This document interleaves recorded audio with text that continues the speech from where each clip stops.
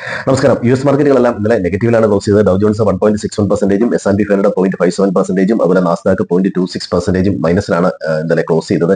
പല രീതിയിലുള്ള മധ്യസ്ഥ ശ്രമങ്ങൾ ഇറാൻ-യു.എസ് യുദ്ധത്തിൽ നടക്കുന്നുണ്ട് എന്ന തരത്തിലുള്ള വാർത്തകൾ കഴിഞ്ഞ ദിവസം വന്നിരുന്നു. ഖത്തറും ഇറാനും അതുപോലെ തന്നെ ചൈന ഇടപെടുന്നു.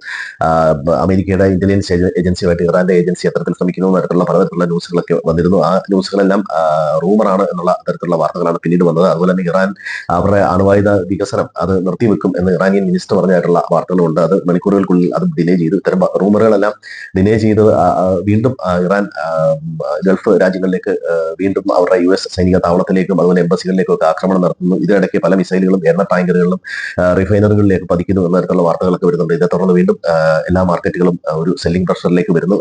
പെട്രോളിന്റെയും ക്രൂഡ് ഓയിലിന്റെയും പ്രൈസ് വളരെയധികം വർദ്ധിക്കുന്നു. യു.എസിലാണ് 4 വർഷത്തെ ഹയർ ലെവലിലേക്ക് വരുന്നു എന്ന തരത്തിലുള്ള വാർത്തകളാണ് വരുന്നത്. ഇനി ഇന്ത്യയിലാണെങ്കിൽ LPG-ക്ക് ക്ഷാമം നേരിടാനുള്ള സാധ്യതയുണ്ട് എന്നുള്ള തരത്തിലുള്ള വാർത്തകളുണ്ട്. അതായത് 1 മാസത്തെ സ്റ്റോറേജ് മാത്രമേ ഉള്ളൂ എന്ന തരത്തിൽ വരുന്നുണ്ട്. അപ്പോൾ അതുകൂടാതെ തന്നെ ഇന്നലെ യു.എസ് മാർക്കറ്റിൽ കഴിഞ്ഞ ദിവസം പറഞ്ഞിരുന്നു ബ്രോഡ്കോമിന്റെ ഗൈഡൻസ് നല്ലതാണ്, അത്തരത്തിൽ അവരുടെ റിസൾട്ട് നല്ലതായിരുന്നു. അതിനെ തുടർന്ന് IT സ്റ്റോക്കുകൾ അതുപോലെ AI സ്റ്റോക്കുകൾ അല്ലെ ചിപ്പ് മേക്കിംഗ് കമ്പനികളിൽ ഒരു റിക്കവറി കണ്ടിരുന്നു. അതുകൊണ്ടാണ് നാസ്ഡാക്ക് 0.25% മൈനസ് ആയിട്ട് ക്ലോസ് ചെയ്തത്. അതുപോലെ തന്നെ യു.എസിലെ ജോബ്ലെസ് ക്ലെയിം ഡേറ്റ വന്നത് അൺചേഞ്ച്ഡ് ആയിട്ടാണ് വന്നത്. അപ്പോൾ ഇതൊക്കെയാണ് ഒരു മാർക്കറ്റ് ഒന്ന് റിക്കവർ ചെയ്യാനുള്ള ചെറിയൊരു കാരണം. ഇന്നലെ 700ഓളം പോയിന്റുകളായിരുന്നു ഡൗ ജോൺസ് ഒക്കെ മൈനസ് ആയിരുന്നു. ഇന്ത്യൻ മാർക്കറ്റിന്റെ കാര്യം നോക്കിക്കഴിഞ്ഞാൽ കഴിഞ്ഞ 3 ദിവസത്തെ തുടർച്ചയായ സെല്ലിംഗിന് ശേഷം ഇന്നലെ മാർക്കറ്റ് ഒന്ന് പോസിറ്റീവിലാണ് ക്ലോസ് ചെയ്തത്.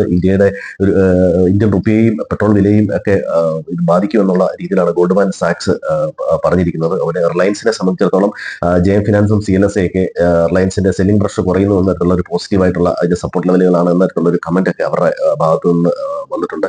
ഇനി മറ്റൊന്ന്, യുദ്ധം അവസാനിപ്പിക്കാനുള്ള ചർച്ചകൾക്ക് സാധ്യത മങ്ങുന്നു എന്ന തരത്തിലുള്ള വാർത്തകളാണ് പൊതുവെ വരുന്നത്.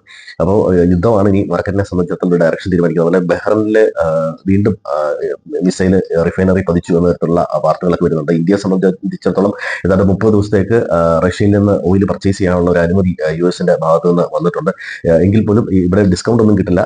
ഓയിലിന്റെ പ്രൈസ് കൂടുതലനുസരിച്ച് വാങ്ങേണ്ടി വരും. $84 ആയിട്ടുണ്ട് ഇന്റർനാഷണൽ മാർക്കറ്റിൽ. മറ്റ് ന്യൂസുകൾ നോക്കുകയാണെങ്കിൽ ഇന്ത്യയിലെ റൈസ് എക്സ്പോർട്ട് ഹിറ്റ് ചെയ്യുന്നു എന്ന് തന്നെ ഉള്ള വാർത്തയുണ്ട്. ഇറാനിലെ ക്രൈസിസ് ആണ്. അതുപോലെ തന്നെ ഇവിടുന്ന് അങ്ങോട്ട് കയറ്റുമതി ചെയ്ത അതായത് ഷിപ്പിംഗ് നടക്കുന്ന പലതും കെട്ടിക്കിടക്കുകയാണ് എന്ന തരത്തിലുള്ള വാർത്തകൾ ഒക്കെ വരുന്നുണ്ട്. ഇന്ത്യ മറ്റ് സോഴ്സുകളിൽ നിന്ന് കാനഡ അതുപോലെ ഓസ്ട്രേലിയ എന്നൊക്കെ എനർജി ഇറക്കുമതി ചെയ്യാനായിട്ട് ഉള്ള ശ്രമം നടത്തുന്നുണ്ട്. അതുപോലെ ഫിൻലൻഡുമായിട്ട് ഇന്ത്യ ഒരു സ്ട്രാറ്റജിക് പാർട്ണർഷിപ്പ് നടന്നുണ്ട്. ഇന്ന് പാർട്ണർഷിപ്പിന് സൈൻ ചെയ്തിട്ടുണ്ട്. ഇന്ന് വരായിരിക്കുന്ന പ്രധാനപ്പെട്ട ഡേറ്റകൾ GDP ഡേറ്റ, യൂറോപ്യൻ സെൻട്രൽ ബാങ്കിന്റെ ഒഫീഷ്യൽ സ്പീച്ച്, അതുപോലെ US-ൽ നിന്ന് non farm payroll data, unemployment data, retail sales data എന്നിവയാണ് വരാനുള്ളത്. ഫോറിൻ ഇൻസ്റ്റിറ്റ്യൂഷൻസ് ഇപ്പോഴും ഷോർട്ട് പൊസിഷനിൽ തന്നെയാണ് നിൽക്കുന്നത്. യുദ്ധവുമായി ബന്ധപ്പെട്ട വാർത്തകളാണ് മാർക്കറ്റിന്റെ ഗതിയെ നിർണ്ണയിക്കുന്നത്.